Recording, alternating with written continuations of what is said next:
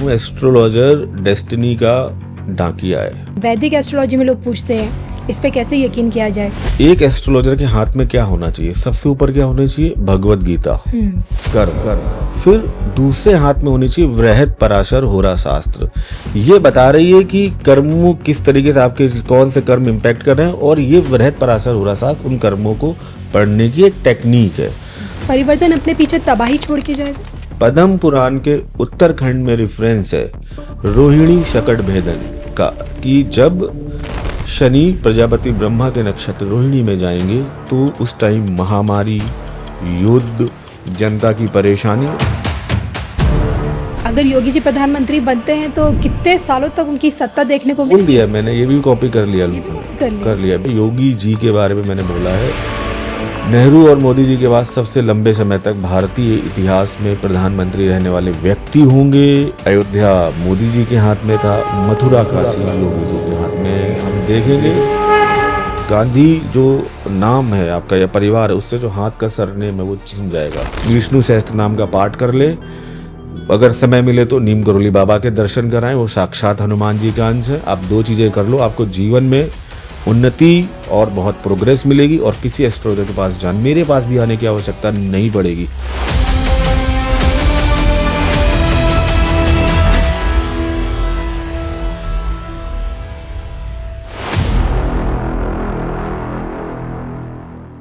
नमस्कार, धर्म ज्ञान के दर्शकों का स्वागत है। मैं हूं आपके साथ कविता राणा। आज के मेरे मेहमान गोल्ड मेडलिस्ट इन एस्ट्रोलॉजी में हैं और बाकी एस्ट्रोलॉजर से थोड़े हटकर हैं, क्योंकि वो ना सिर्फ भविष्यवाणियाँ करते हैं बल्कि उनकी भविष्यवाणियों के साथ साथ वो रास्ता भी दिखाते हैं ताकि लोगों का जीवन और सरल बन सके। और यही कारण है कि उनकी अपनी खुद की पहचान एज अ लाइफ कोच बन चुकी है लोगों के बीच में। और सबसे बड़ी बात कि उनकी कहीं बातों में कहीं ना कहीं नीम करोली बाबा का आशीर्वाद भी हर कोई महसूस करता है। तो आइए धर्म ज्ञान पे आज हम स्वागत करते हैं अंकित अग्निहोत्री जी का। जाने माने एस्ट्रोलॉजर सर, धर्म ज्ञान आपका स्वागत करता है। आपको भी बहुत बहुत मेरा नमस्कार, आपके चैनल को नमस्कार। और जब आपने नीम करोली बाबा की बात करी दी है तो इस पॉडकास्ट की शुरुआत हम नीम करोली बाबा के नाम से ही करते हैं। जो भी दर्शक देख रहे हैं उन पर मैं चाहूँगा नीम करोली बाबा की असीम कृपा बरसे। आपके पास समय हो तो ज़रूर जाएं वहाँ पर, और अगर नहीं जा पा रहे तो यहीं कमेंट बॉक्स में जाके एक बार नीम करोली बाबा की आप जय जयकार कीजिए। देखिए आप पर कैसे कृपा उनकी बरसेगी। बिल्कुल, जय नीम करोली बाबा। चलिए शुरुआत करते हैं सर। आज आपसे बहुत सारी चीज़ें समझनी है। सबसे पहले तो आभार कि आप अपना इतना कीमती समय हम लोगों के लिए आज निकाल पाए हैं। और दर्शकों की डिमांड थी कि आप बुलाइए, अंकित जी को बुलाइए, हम उनसे सुनना चाहते हैं, एस्ट्रोलॉजी को उनके चश्मे से देखना चाहते हैं, उनसे जियो पॉलिटिकल प्रेडिक्शंस लेना चाहते हैं, और जो देश की लीडरशिप है उनका आने वाला भविष्य क्या कहता है, मोदी जी के बारे में, योगी जी के बारे में, हाल फिलहाल में बंगाल चुनाव के बाद अब आगे की पिक्चर क्या कहती है, 2026 के जो आगे का जो समय बच्चे जो 6 महीनों में इसमें क्या कुछ होने वाला, सब कुछ जानना है। लेकिन सबसे पहले आपसे समझना चाहती हूँ, आप कहते हैं कि एस्ट्रोलॉजी एक साइंस बैक्ड एस्ट्रोलॉजी है जिसमें साइंस भी मिलती है, और इसमें आपको ये सिर्फ एक प्रेडिक्शंस का खेल नहीं है, ये कहीं ना कहीं एक सॉल्यूशन भी देता है। ये मैं आपसे समझ रही हूँ, क्योंकि आजकल देखिए ना हर एस्ट्रोलॉजर डरा रहा है, तो कई लोगों का तो विश्वास भी उड़ गया एस्ट्रोलॉजी पे। जी बिल्कुल, और मुझे भी कई बार अफसोस भी होता है, दुख भी होता है कि जब एस्ट्रोलॉजी को गलत तरीके से पेश किया जाता है, जिसका खामियाजा आम जनमानस को भुगतना पड़ता है। देखिए अगर कोई भुक्त भोगी होगा तो व्यक्ति की पीड़ा सही है कि एस्ट्रोलॉजी काम नहीं करती, ये एक तुक्का है, लग गया तो ठीक, नहीं लग गया तो बहुत बढ़िया बात। तो बेसिकली क्या है कि एस्ट्रोलॉजी हमेशा एक समाधान है, एक जीपीएस है, उसी की तरह हम यूज़ करते हैं। देखिए एस्ट्रोलॉजी में कोई मिरेकल्स नहीं होते। सबसे पहले तो मैं ये पता होना चाहिए कि कौन एस्ट्रोलॉजर सही है, कौन सही नहीं है।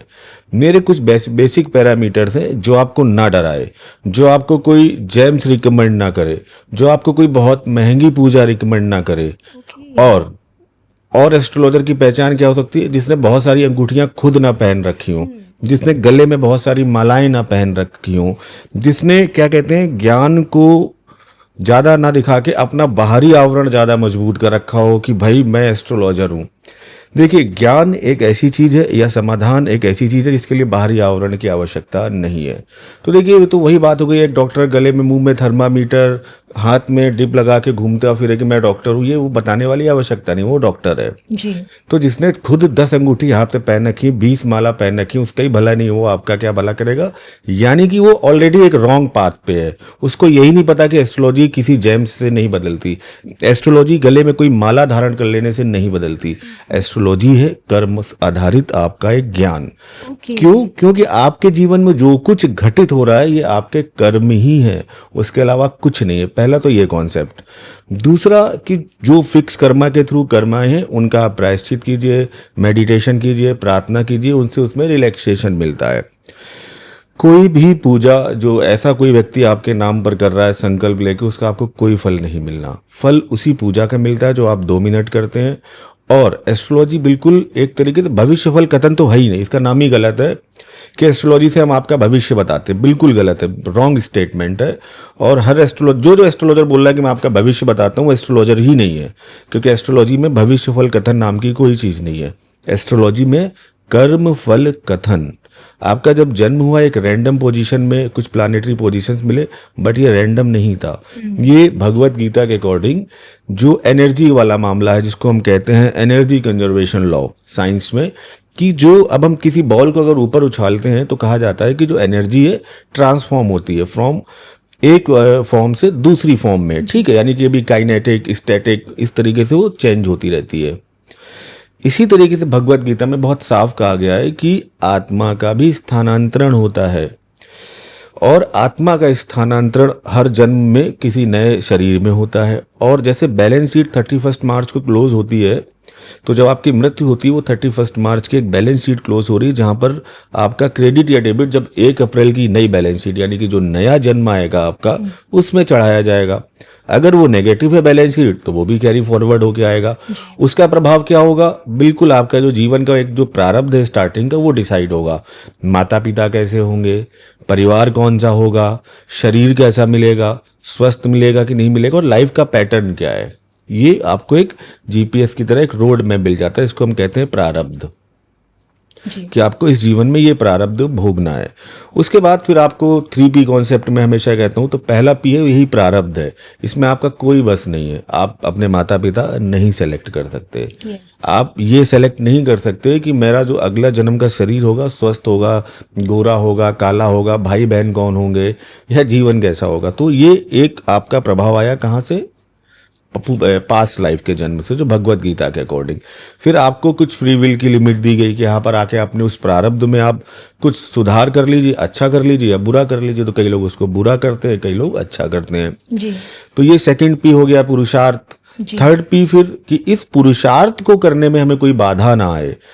प्रार्थनाएं या पूजा हमें कोई मिरेकल नहीं करती हैं। कोई आपके जीवन में कोई अरिष्ट है, अनिष्ट है या पाप कर्म जो आपने किए है, उससे आपको मुक्ति नहीं देंगी। आपको वो स्ट्रेंथ देती हैं कि आप उस कठिन टाइम से निकल सकें, आपकी बुद्धि भ्रमित ना हो।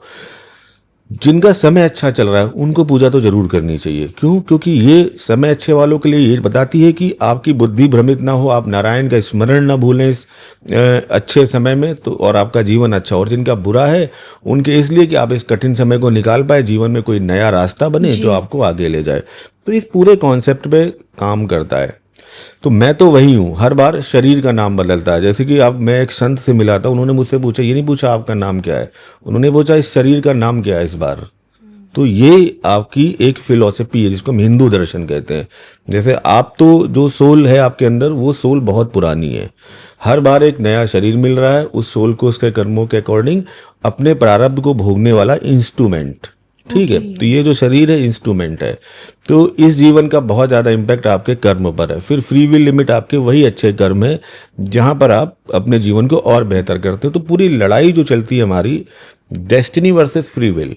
कई बार फ्री विल बहुत ऊपर हो जाती है और कई बार डेस्टिनी कई बार ऊपर हो जाती है। तो एस्ट्रोलॉजर का यही काम करना है कि फ्री विल पे आप क्या क्या कर सकते हो।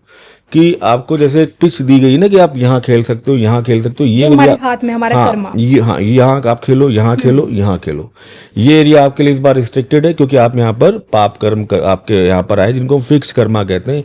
यहाँ नहीं खेलना, यहाँ नहीं खेलना। अगर यहाँ बॉल गई तो आप आउट हो गए। हम कहते थे ना, अगर बचपन में बैट बॉल खेलते थे, अगर गेंद आपने यहाँ बाहर चली गई तो आप आउट हो। हमारे जो गली क्रिकेट के रूल्स होते थे। तो एस्ट्रोलॉजी में एस्ट्रोलॉजर यही आपके अलग अलग चार्ट्स को पढ़ के पराशरी, जैमिनी, D27 जैसे चार्ट्स जो डीएनए के आपको बताते हैं, कोई आपका पूर्व जन्म के कर्म, आपके D30 जैसे चार्ट जो जीवन का अरिष्ट बताते हैं कि इस जीवन में अरिष्ट कहाँ से मिलना है, पत्नी से मिलना है, भाई से मिलना है, कष्ट कहाँ से मिलना है। जी। ठीक है। आपका D20 चार्ट जो आपकी धार्मिक उपासना को बताता है कि आपकी उपासना पद्धति कैसी रहने वाली है, आप पर कितना स्पिरिचुअल पॉजिटिव या नेगेटिव इम्पैक्ट आया है। ठीक है। तो आपका जो D12 चार्ट है ये आपकी वंशावली को बताता है, माता पिता के बारे में डिटेल बताता है। तो पराशर ने लगभग 16 वर्ग हमें बताए थे। उसके बाद हम जैमिनी में जाते हैं, जहाँ पर जैमिनी सूत्रम के जो फॉर्मूलेज हैं बहुत अच्छे काम करते हैं। तो पूरा एस्ट्रोलॉजर का एक ही काम होता है कि आपके उन एरियाज को बताए जो फ्री विल की लिमिट में आ रहे हैं, उन एरियाज को बताए जहाँ पर डेस्टिनी भारी पड़ने वाली। जहाँ पर डेस्टिनी भारी पड़ने वाली वहाँ एस्ट्रोलॉजर कुछ नहीं कर सकता। अच्छा एस्ट्रोलॉजर क्या करेगा, आपको ये नहीं कहेगा कि आप एक 1.25 लाख का पुखराज पहन लो मेरे से लेके, आप एक ये मुझसे कोई वो धन मैग्नेट आते हैं ये पहन लो आप, तो पैसा आकर्षित होगा आपकी तरफ, कुछ नहीं होगा।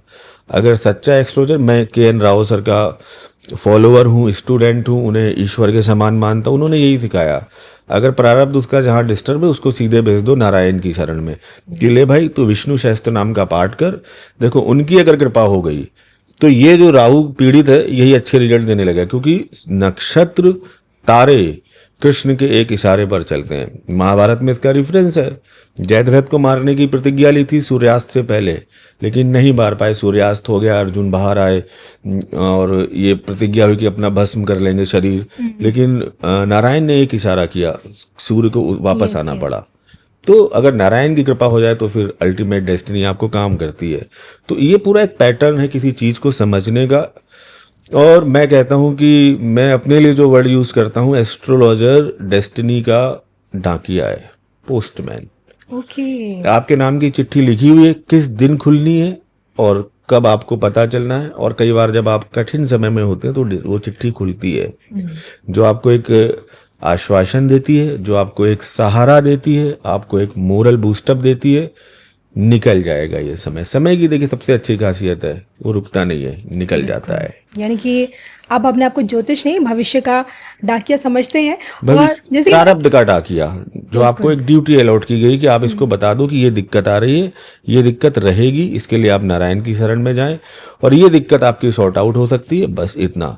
जो आपको अंगूठी पहना दे, जो आपको कोई पूजा बता दे बहुत लंबी चौड़ी, संकल्प लेके कोई आपको कुछ भी कर दे, वो आपको गलत है। जो आपको नारायण की शरण में भेजे, विष्णु सहस्त्र नाम का पाठ करने को भेजे, जीवात्माओं की सेवा करने को बोले कि आप जाओ किसी गौशाला में सेवा करो, जाओ किसी अनाथालय में बच्चों के लिए कुछ करो, जाओ किसी वृद्धाश्रम में कुछ करो, यहीं से तुम्हारा जीवन पलटेगा, वो सच्चा एस्ट्रोलॉजर है। बिल्कुल।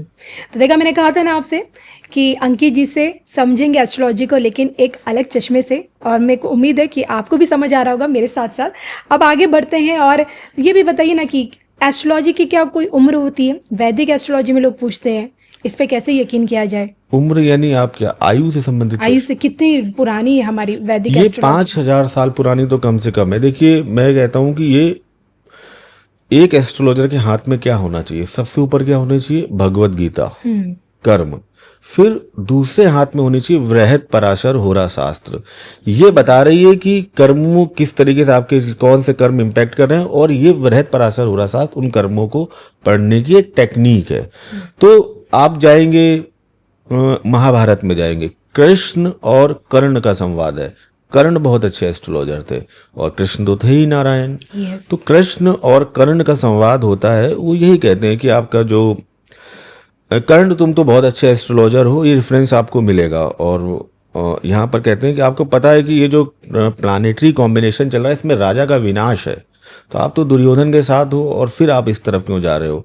तो कर्ण अपने प्रति उत्तर देते हैं कि हाँ मुझे वासुदेव पता है, इस टाइम जो शनि है वो प्रजापति ब्रह्म के नक्षत्र यानी कि रोहिणी नक्षत्र में जा रहा है, मंगल आपका चित्रा नक्षत्र या ज्येष्ठा में जा रहा है। तो एक पूरा कॉम्बिनेशन बताते हैं और मुझे पता है इसमें राजा का विनाश होता है, लेकिन मैं बाध्य हूँ क्योंकि उन्होंने मुझे वो सम्मान दिया जो मुझे नहीं मिल पाया। तो ये देखिए एस्ट्रोलॉजी का वहाँ पे रेफरेंस मिलता है। फिर रामचरित मानस में जाएंगे आप, वहाँ मिल जाएगा आपको एक चौपाई है, मुझे बड़ी अच्छी लगती है। नवमी तिथि मधुमास पुनीता, शुक्ल पक्ष अभिजित हरिप्रीता, मध्य दिवस अति शीत न घामा, पावन काल लोक विश्रामा। एस्ट्रोलॉजी हो गई इसमें। वो कह रहे हैं कि जो जन्म हुआ है भगवान राम का शुक्ल पक्ष में हुआ है, और जो सबसे प्रिय उनका मुहूर्त है अभिजीत मुहूर्त में हुआ है। अभिजीत मुहूर्त 12 बजे होता है। जी। मध्य दिवस यानी कि बिल्कुल मिड डे है, ना बहुत ज्यादा घाम है और ना बहुत ज्यादा सर्दी है। मधुमास चैत्र का महीना है। तो अब उन्होंने एक प्लानेटरी पोजीशन बता दी। तो लगभग अगर आप देखेंगे तो सूर्य लगभग 12 से 2 तक अगर किसी का जन्म है तो अप्रोक्सीमेटली 10th हाउस में होता है, दिग्बली होता है। तो अगर सूर्य वहां पर है और अप्रैल का महीना है तो कहां पर हुआ? मेष राशि में। तो मेष राशि को आप 10 नंबर पे लिखिए दशम भाव में। तो 1 2 3 तो लग्न कौन सा हो गया? कर्क लगन। तो श्री राम की कुंडली कौन सी है? कर्क लगन की। ओके। देखिए ऐसी एस्ट्रोलॉजिकल आपका बताया गया है। जहां पर हम 3 डायमेंशन वर्ड की बात करते हैं, 5 डायमेंशन वर्ड की बात करते हैं, तो वहां पर रेफरेंस ऐसे मिलते हैं कि जब श्री कृष्ण भगवान श्री राम का जन्म हो रहा है तब गुरु अपनी उच्च राशि में है। तो वो आप अगर सारा डालते हैं नासा वाले तो वो वही टाइम निकल के आता है जहां पर श्री राम का जन्म हुआ है। जैसे मैं आज आपको बोलूं कि अभी 1 बजा है, लेकिन रशिया में कोई और टाइम होगा, यूएस में कोई और टाइम होगा। लेकिन मैं प्लानेटरी पोजीशन बोलूं कि मैं आपसे जब मिला था तब सूर्य मेष राशि के थे, शनि मीन राशि के थे, बृहस्पति अतिचारी होके आपके मिथुन राशि में चल रहे थे, इतनी डिग्री के थे। वो टाइम फॉर्मेट आप 5000 साल बाद भी डालेंगे यही निकल के आएगा आज ही की तारीख। ओके। तो ये हमारी साइंस थी। देखिए हम कहते हैं ना कि सब कुछ हम ही ने दिया है। तारों की, जो मनोज कुमार जी ने कहा ना कि तारों की भाषा भी हम ही ने बतलाई है, और देता ना दशमलव भारत तो चांद पे जाना मुश्किल था। तो 0 हमने दिया, उसके आगे सब बढ़े हैं। तो हमारी अब ग्रेविटी की हम बात करते हैं। अब साइंस से मैं लिंक करता हूँ, आजकल का यूथ साइंस को समझता है। ग्रेविटी की बात करते हैं, इसका रेफरेंस न्यूटन का हम लेते हैं। बट भास्कराचार्य 13वीं सदी में, उनकी बेटी का नाम था लीलावती, अपनी पुस्तक का नाम भी उसी के नाम पर रखा लीलावती। वो बता रहे हैं कि ग्रेविटी कैसे काम करती है। कॉपी पेस्ट है न्यूटन का लॉ, ठीक है। और अगर हम आध्यात्मिक जीवन में देखें ग्रेविटी क्या होती है, सांसारिक जीवन में जितने माया मोह बंधन है वो ग्रेविटी है, खींच रही है आपको 9.8 मीटर पर सेकंड के अकॉर्डिंग, ठीक है। अब इस ग्रेविटी से निकलना कैसे? तो एक साइंस में एक वर्ड यूज होता है आपका पलायन वेग, यानी किसी चीज को इस स्पीड से फेंका जाए कि वो ग्रेविटी की रेंज से ही बाहर हो जाए। वो स्पीड है 11.2 किलोमीटर पर सेकंड। अगर हम किसी बॉल को वो स्पीड दे दें तो कभी वापस नहीं लौटेगी इस पृथ्वी पर। और यही जो पलायन वेग है ये मोक्ष है। ओके। ये पलायन वेग का मतलब आप वो अपने अंदर स्पिरिचुअल एनर्जी ले आइए कि आप इस ग्रेविटी माया मोह के बंधन में नहीं आ रहे हैं। अब जो आपकी सोल निकलेगी वापस नहीं आएगी इस ग्रेविटी में, वो पलायन वेग से निकल गई। आपके जितने रॉकेट हैं ये सारे मिसाइल है, इसी पलायन वेग के कॉन्सेप्ट पे काम करते हैं, जो फिजिक्स का कॉन्सेप्ट है, ठीक है। तो इसी तरीके से आप देखिए आइंस्टीन का एक रूल है E = mc²। जी जी। ठीक है। ई क्या है? एनर्जी। और हमारे यहाँ एनर्जी क्या है? सोल। हम कहते हैं कि जो आत्मा है वो एक ऊर्जा है, जी। वो ट्रांसफॉर्मेशन हो रही है एक शरीर से दूसरे फॉर्म में। मास यानी आप ये शरीर मिला है, इसको अगर हम सी, जो कि प्रकाश की वेग है 3 × 10⁸ मीटर पर सेकंड की स्पीड, तो ये जो प्रकाश का वेग है ना, अगर इसके साथ मल्टीप्लाई कर दें तो आपकी जो ऊर्जा है वो ब्रह्मांड के साथ मिक्स हो जाएगी। तो ये जो 3 × 10⁸ मीटर पर सेकंड का जो है आपकी लाइट की स्पीड, वो लाइट की स्पीड भी आपका स्पिरिचुअल पाथ है। यानी कि अपनी बॉडी को आप उस एनर्जी के साथ कनेक्ट कर ले, आप ऊर्जा में कन्वर्ट हो जाएंगे, आप सब बंधनों से मुक्त हो जाएंगे। यहीं से बैठ के आपका सूक्ष्म शरीर पूरी दुनिया में जा सकता है और किसी काल में जा सकता है, भूतकाल भविष्य काल कहीं पर भी जा सकता है, अगर वो लाइट की स्पीड को आपने अपने साथ कनेक्ट कर लिया। यही तो कह रहे हैं, जिसको वो बोलते हैं कि आप टाइम मशीन पे काम कीजिए। मैं बता रहा हूँ ये सब निकला कहाँ से। ये अच्छी बात या बुरी बात कहे कि उन्होंने हमारे ज्ञान को सराहा सबसे पहले। बुरी बात यह है कि हमने उसको बहुत ज़्यादा ज्ञान नहीं दिया। जब से हम पर ये आक्रमण करता आए बाहर के, हमारे ज्ञान को नष्ट किया, चाहे वो नालंदा विश्वविद्यालय हो, चाहे कुछ भी हो, तो हमारा ज्ञान तो इतना अपरिमित है कि आज भी अगर कोई, जहाँ पर साइंस जवाब नहीं दे सकती, वहाँ पर जवाब मिलेंगे आपको। लेकिन आप जाइए तो। लेकिन हो क्या रहा है जो बड़ा दुखद है कि एस्ट्रोलॉजी का ऊपरी स्तर आ रहा है। ऊपरी स्तर से जो इंटेलेक्चुअल क्लास है वो चिढ़ता है। मैं देख रहा था किसी की रील, मुझे दुख हुआ कि मैं इस पर कमेंट करूं, फिर मैंने कहा बनाएंगे कभी। किसी इंटेलेक्चुअल व्यक्ति ने कोई रील बनाई थी, वो रील वायरल भी हुई कि इस दुनिया में अगर सबसे ज्यादा किसी ने बेड़ा गर्क किया है तो एस्ट्रोलॉजर ने। ये बिना मिले किसी लड़का लड़की से ये बता देंगे कि उसकी केमिस्ट्री मैच होती है कि नहीं होती, ये गुण मिल रहे हैं तो कर लो शादी, ये गुण नहीं मिल रहे हैं तो कर लो मत करो शादी। तो मुझे दुख ये हुआ कि जो व्यक्ति ये ज्ञान दे रहा है उसको पहले बात तो एस्ट्रोलॉजी पता ही नहीं होती क्या है। अष्ट गुण मिलान या गुण मिलान क्या है? एक माला का एक फूल, और फूल अगर कई बार खराब होता है तो उसको निकाल के हम फेंक सकते हैं। कुंडली में सबसे पहले तो ये देखना चाहिए किसी चीज का प्रॉमिस है कि नहीं है। पहले तो जिसकी शादी हो रही है उसके चार्ट में प्रॉमिस होना चाहिए हैप्पी मैरिज का।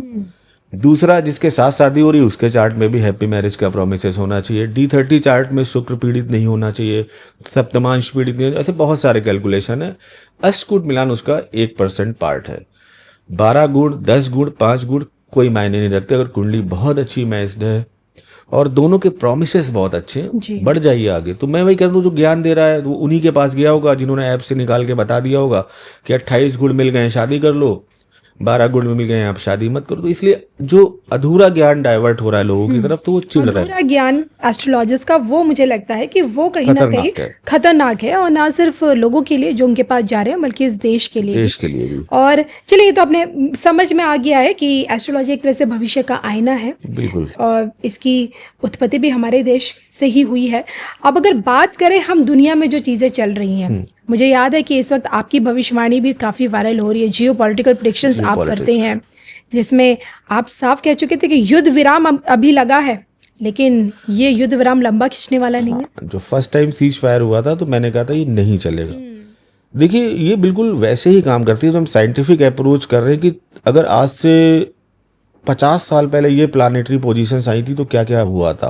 अब शांति क्यों नहीं देख पा रहे इरान, इजराइल, अमेरिका या फिर कहीं? देखिए, कारण है ये जो समय आया है, ये एक पैटर्न को रिपीट कर रहा है, लाइक 1935 का पैटर्न या 11वीं सदी का पैटर्न, जहां पर ये आपकी बृहस्पति की स्थिति अतिचारी और शनि क्या है, मीन राशि में है। अगर हम देखें काल पुरुष की एक कुंड राशि मेष राशि से शुरू होती है, मीन तक जाती है, यानी कि उसने एक पूरा साइकिल कंप्लीट कर लिया है। एक नए युग की शुरुआत होगी जब मेष राशि में जाएगा।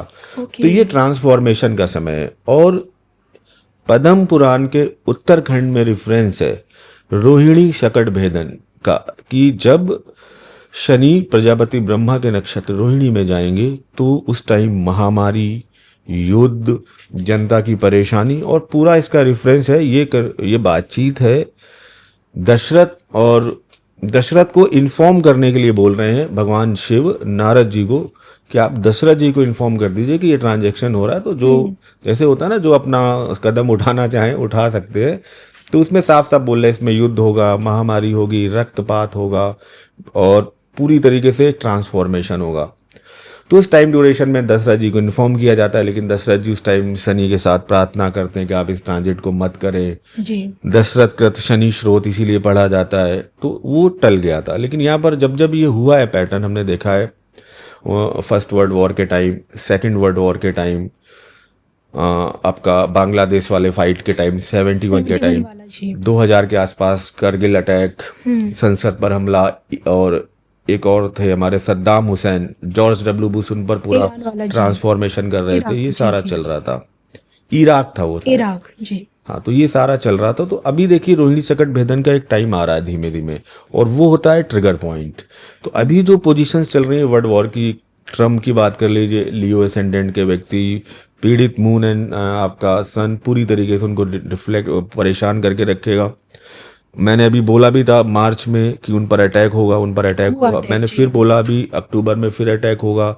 अपयश झेलेंगे बहुत बुरा अपने जीवन का। यूनाइटेड स्टेट को इनके टाइम में 2-3 पार्ट्स में अलग भी हो जाएगा। बड़ा अपने खिलाफ विरोध प्रदर्शन देखेंगे। मिड टर्म इलेक्शन में काफ़ी हद तक इनकी पावर सीज होंगी। तो ये चलता रहेगा। ईरान जिसकी हम कर्क लगन की कुंडली, इजराइल जिसकी हम कन्या लगन की कुंडली, ये सारी के राव सर ने बड़ी अच्छी रिसर्च करके बनाई। यूएस की सिंह लगन की कुंडली। और इस टाइम जो ये चल रहा है पूरा जियो पॉलिटिक्स या जो परिदृश्य चल रहा है, ये सारा देखिए काफ़ी कुछ आपको ट्रांसफॉर्मेशन का एक पूरा चक्र पूरा हो रहा है शनि का, मेष से लेके मीन तक। तो परिवर्तन तो होगा, और ये परिवर्तन थोड़ा सा व्यक्ति को परेशान कर सकता है। लेकिन देखिए, परिवर्तन अपने पीछे तबाही छोड़ के जाएगा।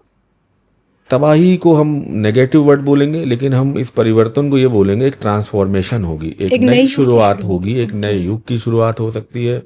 पुरानी जो शक्तियां हैं जो हमारे दुनिया को प्रभावित कर रही हैं उनका अंत होगा, एक शांति होगी। लेकिन कई बार शांति से पहले थोड़ा सा उथल पुथल होती है। लेकिन इस शांति में क्या हम न्यूक्लियर वॉर ये सब भी देख सकते हैं? क्योंकि हमने देखा जब सेकेंड वर्ल्ड वॉर हुई थी, हाँ, जो न्यूक्लियर हुआ था 41, नागासाकी 42 हिरोशिमा पे जो बम गिरे थे, न्यूक्लियर बम, उसके अभी भी यूएस नहीं करे थे नागासाकी हिरोशिमा पर।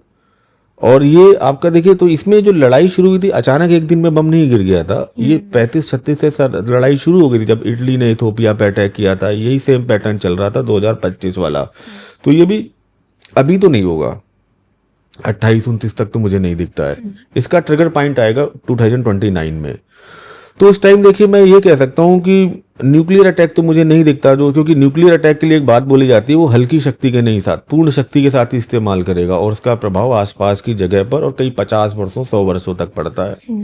बट ये है कि ये कहीं ना कहीं जो स्थिति है काफी विस्फोटक हो सकती है, किसी देश का मर्ज हो जाना, टूट जाना, खत्म हो जाना। जैसे मैं ईरान के लिए बोल रहा हूँ, न्यू ईरान का टाइम चल रहा है, ये 1979 के पहले का टाइम है। कट्टरपंथ का वहां पर अंत होगा और एक ज्ञान और बुद्धि के मामले में जैसे इजराइल ने अपना डेवलपमेंट किया बहुत ज़्यादा, उसकी तरह से ईरान भी करेगा। तो ईरान के लिए ट्रांसफॉर्मेशन का काम है। अब ट्रांसफॉर्मेशन में क्या होता है, जैसे आपको नया घर बनाना है तो पुराना घर तो तोड़ना पड़ेगा।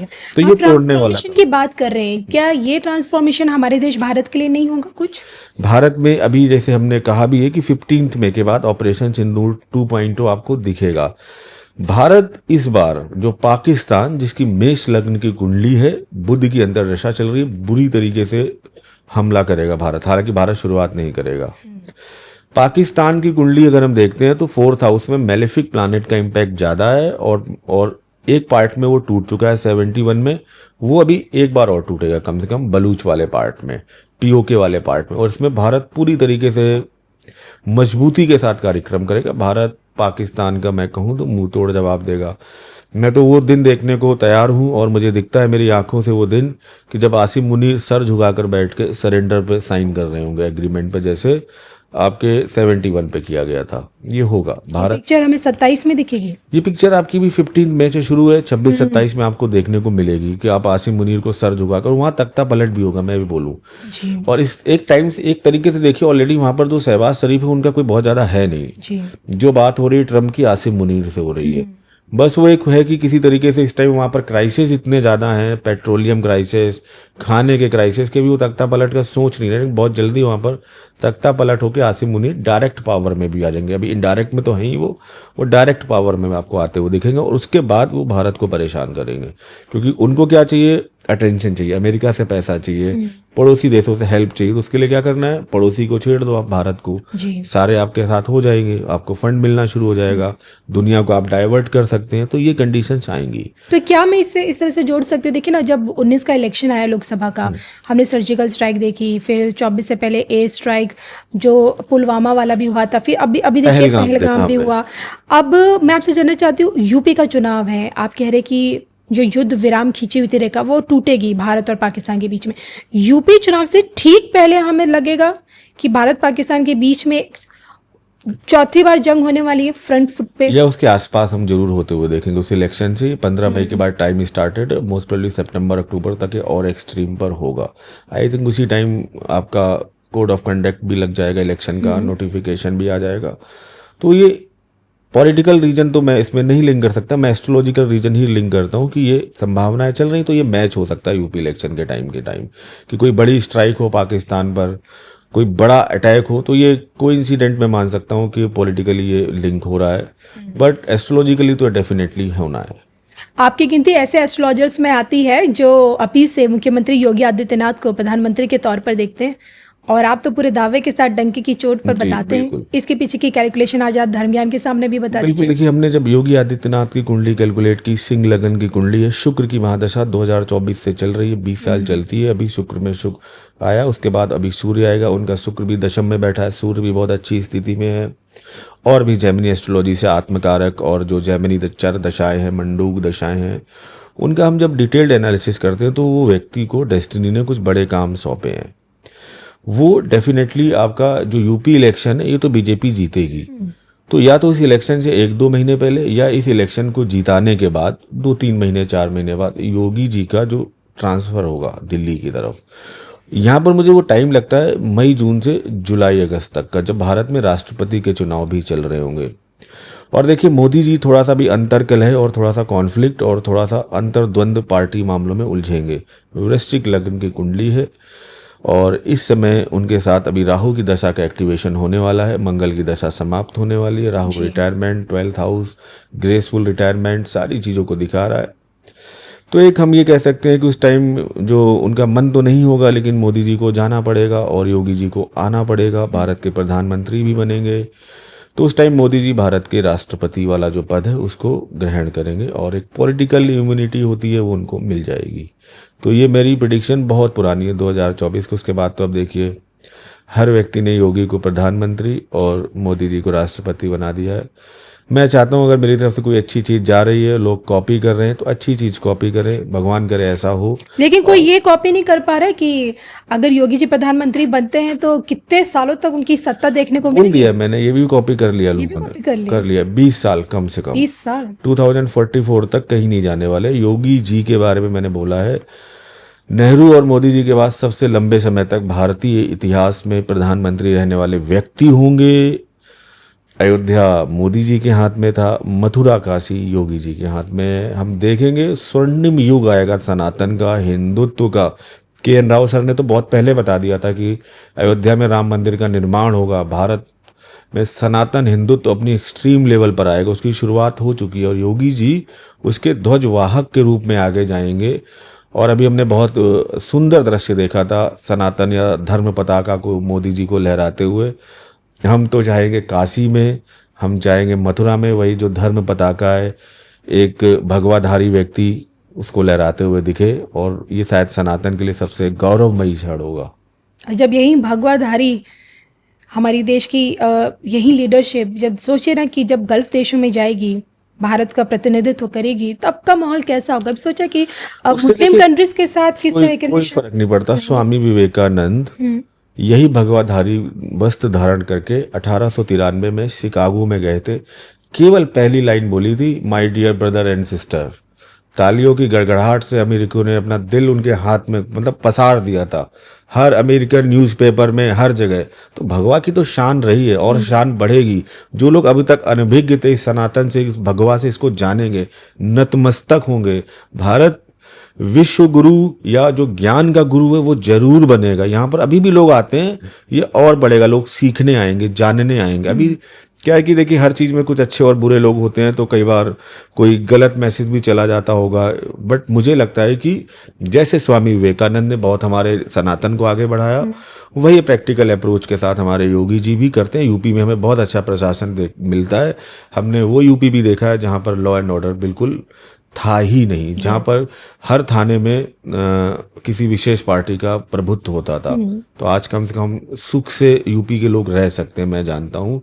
तो प्रभाव आएगा, अच्छा आएगा, देश में भी लॉ एंड ऑर्डर और अच्छा होगा। अच्छा, कई लोगों को तो ऐसे लोग हैं जो इस आस में लगे हुए हैं कि चलिए आपकी भविष्यवाणी अगर ट्रू हो जाती है और योगी जी अगर दिल्ली पहुंच जाते तो कहीं ना कहीं अखिलेश यादव जी के लिए राह आसान हो जाएगी। लगता है आपको ऐसा? नहीं, देखिए बीजेपी का टाइम ड्यूरेशन अच्छा चल रहा है। उसकी भी कुंडली है, मिथुन लग्न की कुंडली है। उनकी जब स्थापना हुई थी 6 अप्रैल की 11:45 की कुंडली है।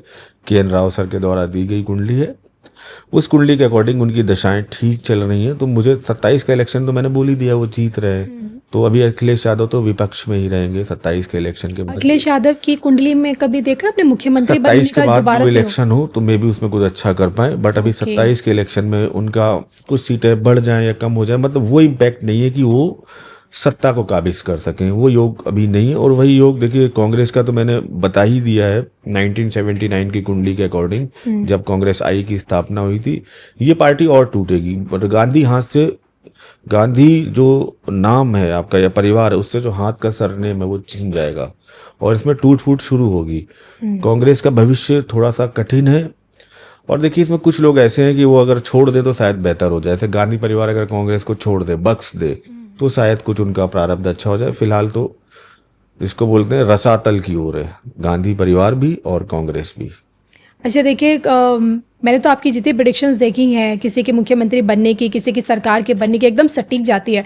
मुझे याद है कि दिल्ली चुनाव में आपने बहुत पहले बता दिया था कि केजरीवाल किसी भी कीमत पे मुख्यमंत्री भी नहीं बनने वाले हैं, ना ही उनकी सरकार आने वाली है। बिल्कुल। अब हाल ही में देखिए आपकी भविष्यवाणी ट्रू हुई। फिर अभी राघव चड्ढा ने जिस तरह से पार्टी से बगावत करके इधर अपने एमएलए ले आए हैं, लेकिन अब बड़ी भविष्यवाणी कर रहे हैं राघव चड्ढा भाजपा में आगे भी अब कोई बड़ा पद, हम तो सोच रहे थे, मीडिया में खबरें चली हैं मुख्यमंत्री रेखा गुप्ता की जगह ले सकते हैं। बिल्कुल नहीं, नामुमकिन। राघव चड्ढा ने जो ये किया है, देखिए वो उनकी कुंडली में ऐसा कोई पॉलिटिक्स का बहुत ज़्यादा दिखा भी नहीं, ऐसा कोई इलेक्शन या जनता के सामने वो फेस भी नहीं हुए जहाँ पर वो कोई बड़ा मार्जिन से जीत के आए हो।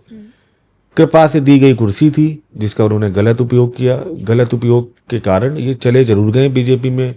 ना तो ये मुझे मुख्यमंत्री बनते हुए देखते हैं और ना किसी बड़े राजनीतिक पद पर। 1-2 वर्ष बाद ही हो सकता है कि इनका जो पॉलिटिकल कैरियर जब तक टेन्योर है वो तब तक तो दिखेंगे ही किसी न किसी पोजीशन में। अगला कोई टेन्योर में मुझे ये चुनाव जीतते हुए लड़ते हुए नहीं दिखते। मुझे उल्टा ये बाहर सेटल होते हुए देखते हैं, कोई काम बिजनेस करते हुए देखते हैं। पॉलिटिक्स में तो कोई फ्यूचर नहीं है इनका और बहुत जल्दी आपको दिख भी जाएगा। तो हम समझे कि रेखा गुप्ता जी के लिए मुख्यमंत्री की कुर्सी अभी है। रेखा गुप्ता जी के लिए मुख्यमंत्री की कुर्सी है। जो शपथ ग्रहण की कुंडली हुई थी जिस टाइम उन्होंने की थी, तो मैंने उस टाइम भी बोल दिया था कि फेस जरूर चेंज होगा, सरकार नहीं बदलेगी, सरकार बीजेपी की ही रहेगी। यहाँ पर फेस चेंज हो सकता है। अभी लगभग 1 वर्ष हो चुका है, 1-1.5 वर्ष, लगभग 2.5 से 3 वर्ष तक का जो टाइम ड्यूरेशन है वहां तक रेखा गुप्ता रहेंगी। इलेक्शन से 1 या 2 वर्ष पहले कोई ना कोई फेस जरूर बदला जाएगा। कहीं ना कहीं जो इनकी जो चीजें हैं वो इनको डिफेस होंगी या पब्लिक के बीच अपनी लोकप्रियता धीमे धीमे खो भी रही और खो भी देंगी। तो भाजपा नेतृत्व परिवर्तन इनको करेगा और कोई भाजपा के अंदर कई संगठन का मजबूत व्यक्ति दिल्ली का मुख्यमंत्री बनेगा। मेरे हिसाब से तो मुझे इसमें प्रवेश वर्मा काफ़ी स्ट्रांग दिखता है। उनका चार्ट अगर भाजपा उनको कंसीडर करती है तो उनके चार्ट पे पूरे कॉम्बिनेशन है चीफ मिनिस्टर बनने के और इनको रिप्लेस करने के। जी देखिए, दिल्ली चुनाव के वक्त तो आपने केजरीवाल जी के पतन की भविष्यवाणी सटीकता से कर दी थी और आज वो तस्वीर देखिए, मैं नहीं पूरी दुनिया देख रही है। लेकिन अब आप एक नई भविष्यवाणी कर रहे, पंजाब में भगवत मान अगले साल चुनाव है, वहां से भी आप पार्टी का सफाया। देखिए, आप पार्टी और अरविंद केजरीवाल दोनों का अगर हम चार्ट देख रहे हैं तो अरविंद केजरीवाल का चार्ट तो हमने बहुत पहले ही देख लिया था। सिंह लगन की कुंडली, जेल जाने की भविष्यवाणी कर दी आपने फिर से। हाँ, शनि की महादशा शुरू हो गई थी। 12th लॉर्ड चंद्रमा उनके साथ बैठे थे, तुरंत जेल गए जैसे शनि की महादशा शुरू। उनको जितना आनंद लेना था जीवन का वो जुपिटर की महादशा में ले चुके हैं। अभी शनि की जो दशा है उनको भी 2029-30 तक बहुत परेशान करेगी। पार्टी से अपना वो प्रभाव छोड़ेंगे या प्रभावहीन होंगे, पार्टी और भी बिखर सकती है और जेल जाने के उनके योग एक्टिवेटेड हो रहे हैं। और आने मई से आप बोल रहे हैं, मई से एक्टिवेट हो रहे हैं उनका, मैंने बोला है शायद फरवरी से बोला है कि फरवरी 2027 से उनके योग एक्टिवेटेड है। और मुझे लगता है कि पंजाब इलेक्शन आम आदमी पार्टी बहुत तरीके से या प्रभावशाली तरीके से नहीं लड़ पाएगी, अपनी सरकार रिपीट नहीं कर पाएगी। अब उसके कारण कुछ भी हो, लेकिन यहाँ पर पॉलिटिकल जो चीज़ें हैं वो अलग हो सकती हैं, बट एस्ट्रोलॉजिकली तो अभी अरविंद केजरीवाल के लिए भी 29 तक और उनकी पार्टी के लिए भी एक डाउनफॉल का समय है। देखिए, अपने ज़्यादातर गेस्ट से मैं एक सवाल बड़ा कॉमन रखती हूँ और वो सवाल मैं रखती हूँ जिसकी भविष्यवाणी मुझे याद है कि पीएम मोदी जी ने भी संसद से कर दी थी कि अब की बार 400 पार, 2024 से जस्ट इलेक्शन से जस्ट पहले ही। क्या लगता है अब की तस्वीर को देखते हुए आगे का 29 का बंगाल के चुनाव के बाद अब देखिए ना, यूपी का चुनाव है, आप बता ही चुके हैं भगवा लहराएगा, पंजाब में भगवा लहराएगा। पंजाब में भगवा नहीं कह सकते। पंजाब का जो पॉलिटिकल सिनेरियो है वहां पर कोई ना कोई जो अकाली है, शिरोमणि है, उनके साथ अलाइन करके बीजेपी गवर्नमेंट बना सकती है। देखिए, अधिकतर राज्यों में भगवा लहरा रहा है। क्या लगता है आपको 29 में? 29 में तो देखिए उससे पहले तो योगी जी आ चुके होंगे, जिसने भगवा पहन लिया। 400 पार मोदी जी के अधूरे इसी 400 पार वाले कार्य को योगी जी पूरा करेंगे। 2029 में राजीव गांधी ने इंदिरा गांधी की मृत्यु के बाद शायद कुछ सीटें जीती, 84 वाला रिकॉर्ड जो आज तक का रिकॉर्ड है। yes. योगी जी के नेतृत्व में हम उसी रिकॉर्ड को छुएंगे, आप देखेंगे। और देखिए, ये आजकल का यूथ देखिए, आप सब सनातन की तरफ भाग रहे हैं। ये क्यों हो रहा है? युग परिवर्तन का समय है, एक साइकिल कंप्लीट हो रहा है। लोग प्रेमानंद जी के पास जाके सुन रहे हैं उनकी बातों को, क्योंकि वो प्रैक्टिकल बताते हुए ये नहीं कहते कि अपना काम छोड़ के तुम ये पहन के पूजा करो, कहते अपना काम भी करो। आपका पति अगर जा रहा है तो भगवान की आरती करने से पहले उसको भोजन पैक करके दो, खाना दो, वो आया उसको पानी पूछो, पति पूरे दिन काम करके आया और तुम गोपाल जी की पूजा। तो बड़ी प्रैक्टिकल बात करते हैं प्रेमानंद महाराज। लोगों को यही प्रैक्टिकल बात चाहिए। आप उनको इतनी जटिलता बता दोगे कि इस मंत्र को 108 बार इस मुहूर्त में इतने बज के इतने मिनट में करना है, पीले कपड़े पहन के, भाग जाएगा यूथ। और ये बिल्कुल पाखंड भी है। देखिए, ईश्वर 365 दिन 24/7 कहाँ पर है? यहीं पर है। जब तक आपको यहाँ टिक टिक की आवाज आ रही है वो ईश्वर ही है। बस आपके पास कब समय है, वो सुनने के लिए बैठा है। मंदिर कभी बंद नहीं होते, भगवान कभी नहीं सोते, पुजारी सोते हैं इसलिए मंदिर बंद होता है। भगवान 365 दिन है, हर दिशा में कण कण में भगवान है। जो कहते हैं वो भगवान कृष्ण कण कण में क्यों भगवान है, क्यों कहा गया, इसका भी साइंटिफिक रीजन। हर चीज, सपोज मैं आपका एग्जांपल लेता हूं, ये बॉटल है। अगर हम साइंस को बोले कैसे बनी, तो एटम, परमाणु से मिलकर बनी है। और एटम का जब हम न्यूक्लियस देखते हैं तो हमें क्या अंदर मिलता है? प्रोटॉन और न्यूट्रॉन। जी। बाहर एक चक्कर लगा रहा होता है इलेक्ट्रॉन। यस। अब मुझे बताइए वो कौन सी एनर्जी है जो इलेक्ट्रॉन को मूवमेंट करा रही है? वही तो नारायण कृपा है। इस बोतल के अंदर कितने इलेक्ट्रॉन मूवमेंट कर रहे हैं और कोई फोर्स, कोई एनर्जी बाहर से नहीं दी गई है। उनको कौन मूवमेंट करा रहा है? तो उनको नारायण करा रहे हैं। तो इसमें भी जीव है। अगर किसी चीज में मूवमेंट हो रहा है तो जीव आप मानेंगी, उसे जीवात्मा मानेंगी। तो यही हमारा साइंस है। जे डॉल्टन, चैडविक, रदरफोर्ड, ये तो बाद में बता रहे हैं मैं न्यूट्रॉन प्रोटॉन। हम तो महर्षि कणाद एटम की परिकल्पना बहुत पहले दे गए थे। जब यूरोपियंस अधनंगे कबीलाई रूप में रहते थे तब हमारे यहाँ 6 स्कूल ऑफ फिलोसफी चलते थे। ओके, ये क्यों है? आपके न्याय, दर्शन, ये सारी चीजें जितनी आपके जो 6 आपके सूत्र रहे उनको पढ़िए आप। तो मेरा यही कहना है कि आप भगवान की पूजा कीजिए, सरलता के साथ कीजिए, सहजता के, जितना आप सहज रहेंगे पूजा उतनी सहज रहेगी। पूजा करने से किसी का नुकसान नहीं होता। अच्छे कर्म कीजिए, पूजा कीजिए, विष्णु सहस्त्र नाम का काम कीजिए। और मैं तो कहता हूँ, मैं एक रेमेडी सबको बता देता हूँ कि 3 कोट से बचना है। लाल कोट, पीला कोट, नहीं लाल कोट, सफेद कोट यानी कि डॉक्टर, वकील, और एक कोट और आपको इस टाइम बर्बाद कर देगा, वो है पीला कोट, जिसने पीले पहन के आपको ठग रहा है। इससे बचने का मैं रेमेडी आपको बता देता हूँ। पीला और नीला, सॉरी, सफेद और काला कोट आप खुद समझिएगा। आपको किसी एस्ट्रोलॉजर की कभी जीवन में जरूरत नहीं पड़ेगी। और आपके कर्म अच्छे हैं, आप विष्णु सहस्त्र नाम का पाठ करते हैं, आप गायों की सेवा करते हैं, आप वृद्धाश्रम में सेवा करते हैं, सारे के सारे ग्रह आपके साथ हैं, कोई आपका कुछ नहीं बिगाड़ सकता। और उसके अलावा आपको अपना काम करते जाइए, आपको ईश्वर का आशीर्वाद मिलता जाएगा। राव सर कहते थे जिसने विष्णु सहस्त्र नाम का पाठ कर लिया उसके 9 के 9 ग्रह ठीक हो गए, किसी चक्कर में नहीं पड़ना। तो ये आज के जो पॉडकास्ट लोग देख रहे हैं, विष्णु सहस्त्र नाम का पाठ कर ले।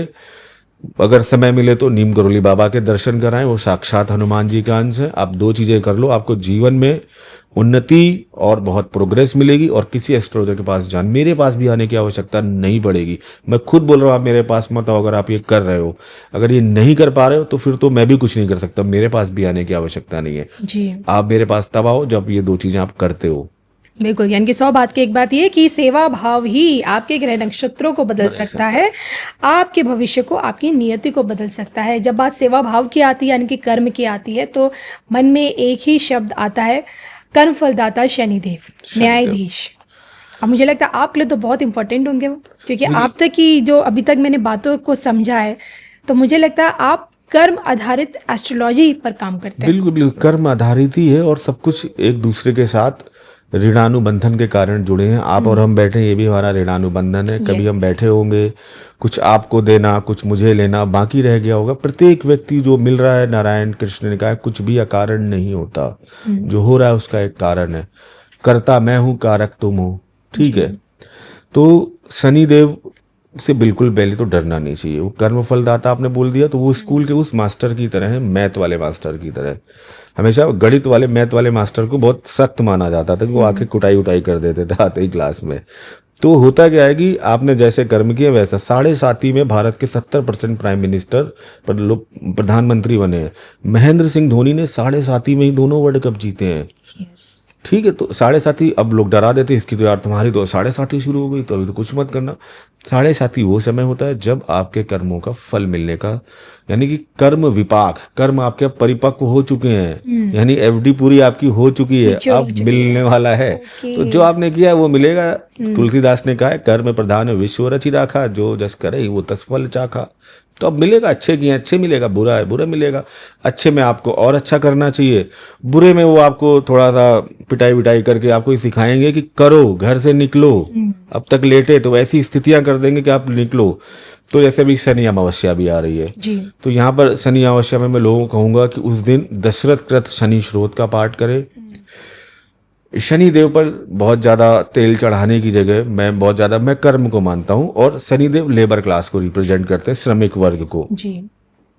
जितने लोग सुन रहे हैं और चाहते हैं कि उन पर शनि देव की असीम कृपा है, एक तो उस दिन दशरथ कृत शनि स्रोत का पाठ करें। और आपके आसपास कोई भी निर्माणाधीन बिल्डिंग हो जहाँ पर कोई श्रमिक काम कर रहे हो, कोई ऐसे व्यक्ति जो आपके गार्ड हों, उनके लिए कुछ बेहतर करें। जैसे मैं कहता हूँ, शनि का बेस्ट रेमेडी है कि आपके आसपास कोई काम कर रहा है, गर्मी का मौसम है, आपने उसको पानी की बोतल, कुछ खाने का सामान, कुछ फ्रूट्स दे दिए।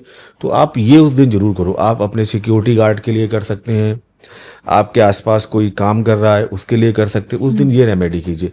तो देखिए, वहां से उस आत्मा से जो तृप्ति निकलेगी, जब वो आपका दिया हुआ ठंडा जल ग्रहण करेगा, आपका दिया हुआ भोजन लेगा, तो उस आत्मा, सोल टू सोल कनेक्टिविटी है, शरीर टू शरीर कोई कनेक्टिविटी नहीं होती। जी। तो उस सोल से जो एनर्जी पॉजिटिव आपकी सोल में ट्रांसफर होगी, वो आपके प्रारब्ध के बिगड़े हुए कर्मों को भी ठीक कर देगी। उस दिन आप ये लोग जरूर उपाय करें। मैं देखिए, बहुत कंट्रोवर्सी हो सकता है, मेरे जो शनिदेव हैं वो ये नहीं कहते कि मेरे पास आके तुम काली उड़द चढ़ाओ और तेल चढ़ाओ। मेरे जो शनिदेव हैं वो कहते हैं कि तुम अच्छे काम करो, तुम्हें अगर भला करना है तो जाओ और किसी गरीब की मदद करो, मैं उससे खुश होऊंगा। मेरे ऊपर तुम 10 लीटर तेल चढ़ा दो और तुम्हारे कर्म खराब है, तुम अपने घर में अपने मेड या सर्वेंट के साथ ढंग से बात नहीं करते हो, अपमान करते हो उनका, तो फिर मैं तुम पर कोई भला नहीं करने वाला हूँ। वो भी कर्म के बंधनों में बंधे हुए हैं।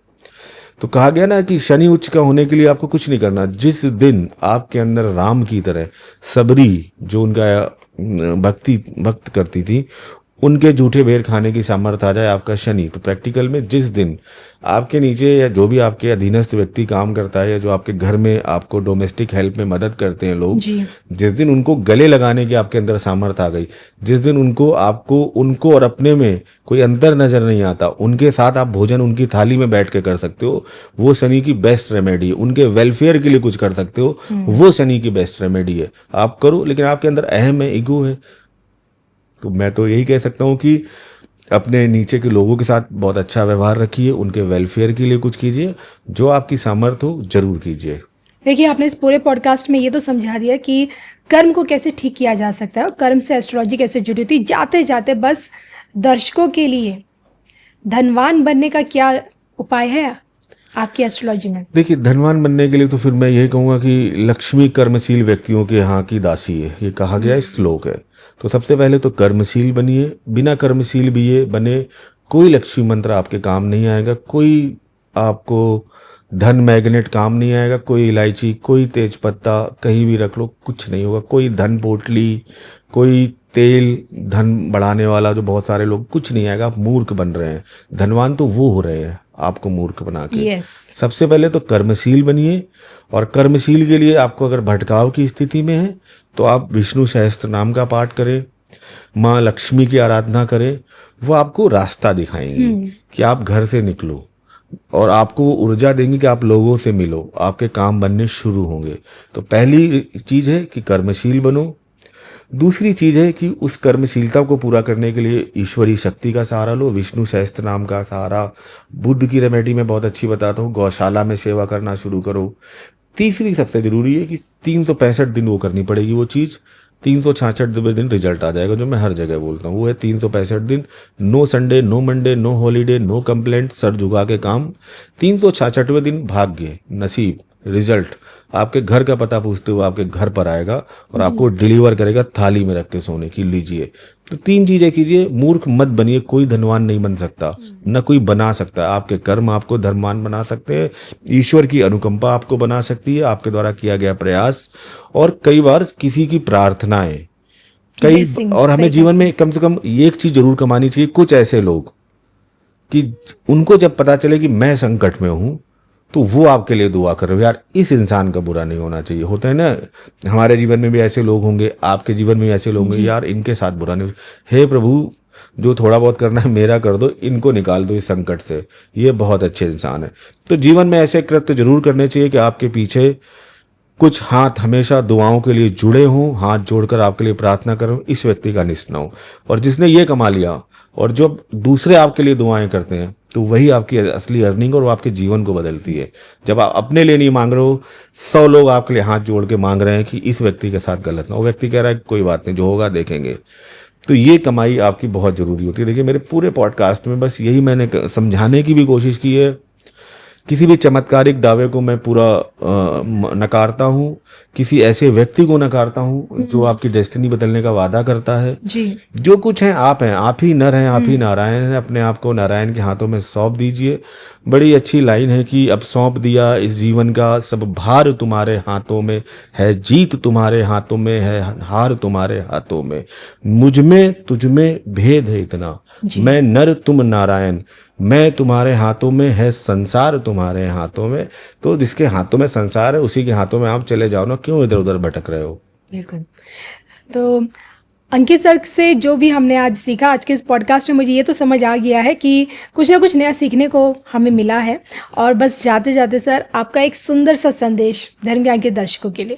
देखिए धर्म ज्ञान के जो दर्शक हैं मुझे लगता है कि बहुत धार्मिक प्रवृत्ति के भी हैं, और मैं उनको यही संदेश देना चाहूँगा।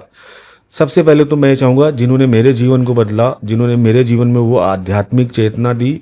और देखिए जो आपके इस समय स्थिति है, परिस्थिति, आप मेरा पॉडकास्ट देख सकते हैं नीम करोली बाबा का, वही उस वक्त विकट परिस्थिति मेरे सामने भी आई थी। तो इस टाइम सबसे पहले तो आप अपने आप को नीम करोली बाबा के साथ जोड़िए। जहाँ पर भी आप हैं, अगर आप जाने की स्थिति में हैं तो आप जाइए, नहीं जाने की स्थिति में है तो यहीं से प्रार्थना कीजिए, अपनी प्रार्थना आपकी स्वीकार होगी। कमेंट बॉक्स में भी लिखिए नीम करोली बाबा की जय। और देखो मैं हमेशा बोलता हूँ, और जो व्यक्ति जाना चाहते हैं और सच में किसी वजह से नहीं जा पा रहे हैं, चाहे वो कहीं से भी जुड़े हों, हमारी टीम हमेशा उनकी हेल्प करती है। अगर आप नीम करोली बाबा जाना चाहते हैं, हमारी टीम से संपर्क करें। किसी वे में आपको अगर दिक्कत आ रही है, वहाँ भी आपका सहयोग करेंगे। बस कारण ये है कि अपने आप आत्मा को परमात्मा से जोड़िए और आपका जीवन जरूर बदलेगा। और देखिए आने वाला टाइम सनातन का है और हमारे जो ज्ञान है वो और बढ़ेगा। तो आप लोग धर्म ज्ञान सुनते रहिए, बड़ी अच्छी बातें बताती हैं मैडम, और बड़े अच्छे लोग बुलाती हैं, और मेरा सौभाग्य भी कि इन्होंने मुझे बुलाया है। आशा है कि इनको अच्छा लगा होगा, तो फिर हमें जल्दी बुलाएंगे और हम आपके साथ मिलेंगे। बिल्कुल, शुरुआत में ही बोल दिया था, आपने अपना कीमती समय हमें दिया है, इसका बहुत बहुत आभार। और इसी के साथ मुझे और अंकित सर को दोनों को अनुमति दीजिए। जय नीम करोली बाबा की जय नीम करोली बाबा। जितने लोग देख रहे हैं सभी का जीवन बहुत अच्छा हो, आप सभी स्वस्थ, दीर्घायु, यशस्वी हों।